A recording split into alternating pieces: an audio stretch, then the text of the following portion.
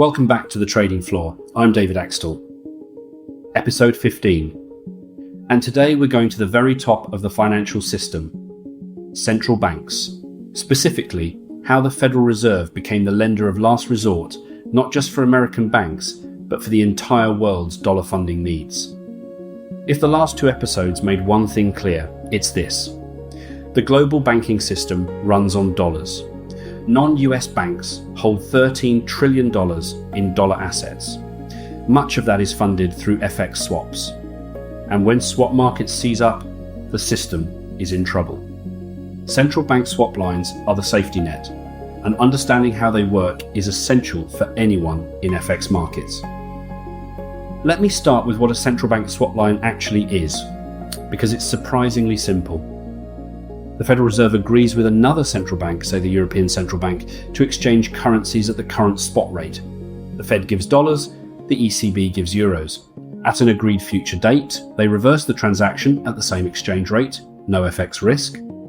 The ECB then takes those dollars and lends them to European commercial banks that need dollar funding.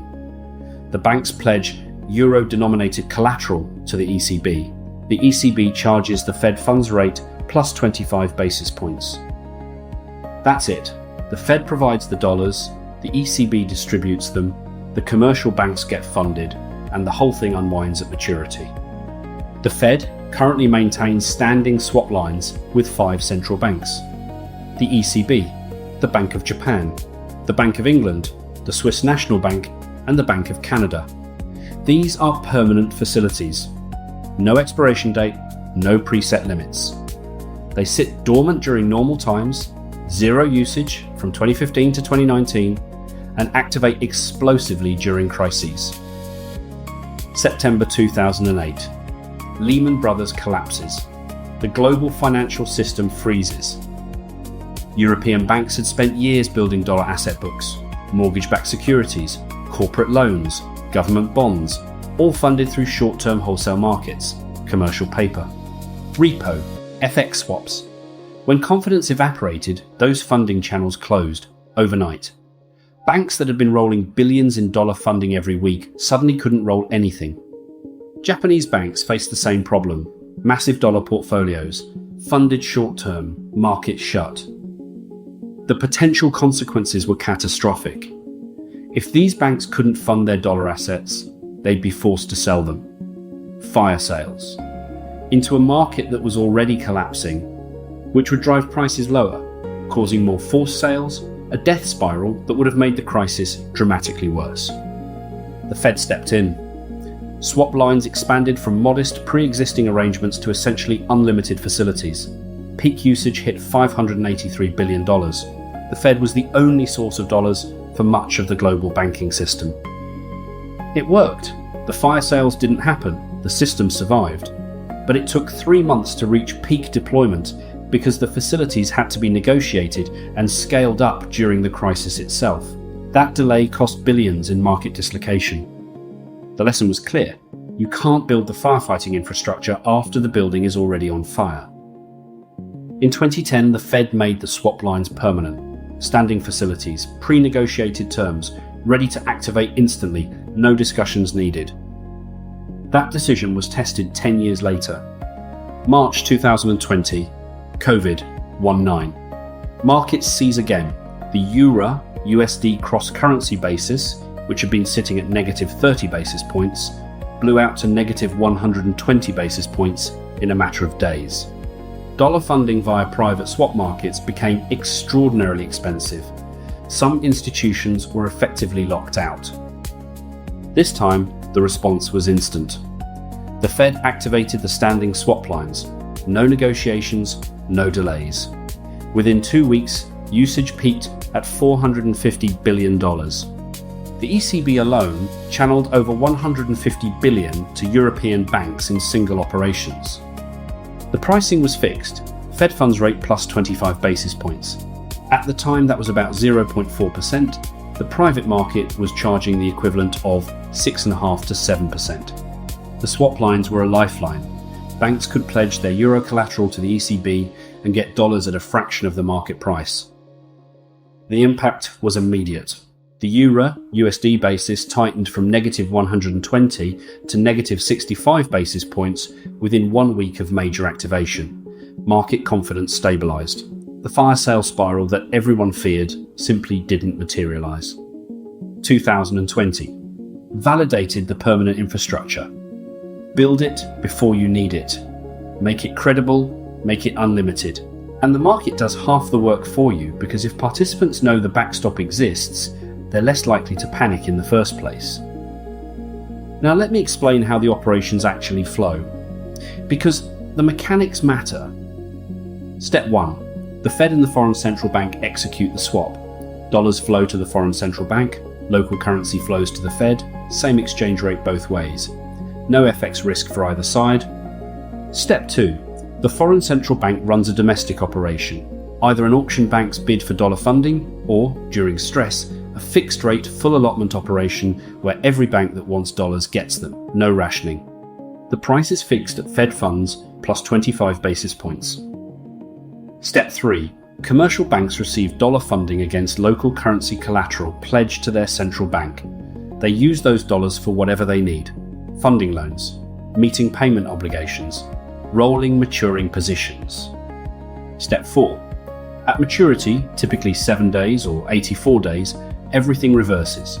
Banks return the dollars plus interest. The central bank returns the dollars to the Fed. The Fed returns the local currency, clean. The full allotment mechanism during stress is crucial. It means no bank has to worry about being rationed. If you need $50 billion, you get $50 billion. BNP Paribas, Deutsche Bank, Santander, individual banks drew $50 to $80 billion each during the March 2020 peak. That scale would have been impossible through private markets. Now, central bank FX operations extend well beyond crisis management. Central banks collectively manage approximately $12 trillion in foreign exchange reserves, and they use FX swaps and cross-currency swaps as sophisticated portfolio management tools. Think about the problem a central bank like the People's Bank of China faces. They hold over $3 trillion in reserves, most of it in US Treasuries. They need those dollar reserves for 2 reasons: intervention capacity if the renminbi comes under pressure, and confidence signalling to markets. But holding $3 trillion in treasuries means enormous concentration in a single currency. If the dollar weakens, the reserve value drops in local currency terms. Diversification is desirable. But if China sells treasuries to buy euros or yen, they reduce their dollar liquidity, the very thing they hold reserves for. The solution? Cross-currency swaps. Keep the physical dollars in treasuries. Use swaps to gain economic exposure to euros, yen, sterling. You maintain the dollar liquidity for intervention. But your return profile is diversified, elegant. This is sophisticated portfolio management that happens at scale across dozens of central banks, and it creates significant flows in the swap market that professional participants need to understand and anticipate. Central banks also intervene directly in spot and forward markets to influence exchange rates. The Swiss National Bank's defense of the 1.20 euro CHF floor from 2011 to 2015 is the textbook case. The SNB committed to unlimited intervention. They bought euros and sold francs in enormous quantities, 240 billion Swiss francs over 3+ years. The floor held. Until January 2015, when the ECB launched quantitative easing and the fundamental divergence between Swiss and European monetary policy made the floor unsustainable, the SNB abandoned it. The franc appreciated 30% in minutes. The lesson for practitioners? Central bank intervention can manage temporary stress and resist disorderly movements. But it cannot permanently counter fundamental economic forces without accepting unlimited balance sheet expansion and its consequences. Knowing when intervention is credible and when it's not is one of the most valuable skills in FX markets. Let me bring this back to what it means for you as a practitioner.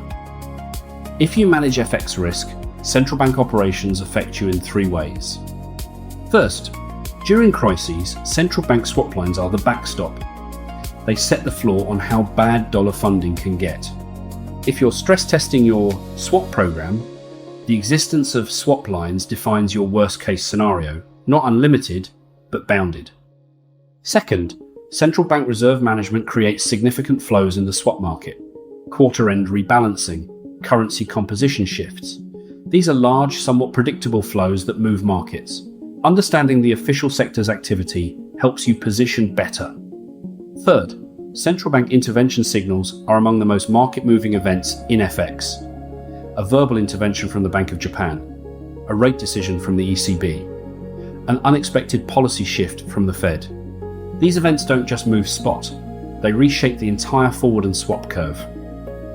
Monitoring central bank activity isn't optional, it's a core competency. Next episode, we bring it all together. Liquidity management from the corporate treasurer's perspective. How you use swaps, credit lines, repo, and cash positioning to keep operations running smoothly every single day. The practical toolkit.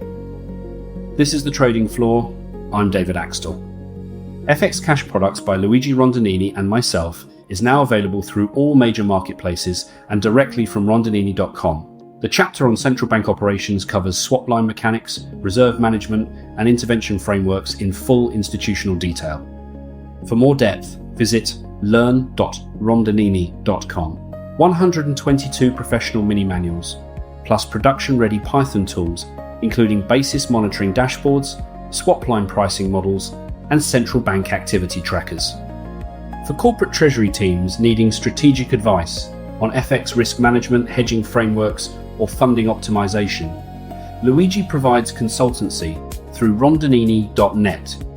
And for institutions needing hands-on FX and treasury expertise, market structure, counterparty management, or building out your FX operations, I'm available through axtellconsulting.net. See you in episode 16.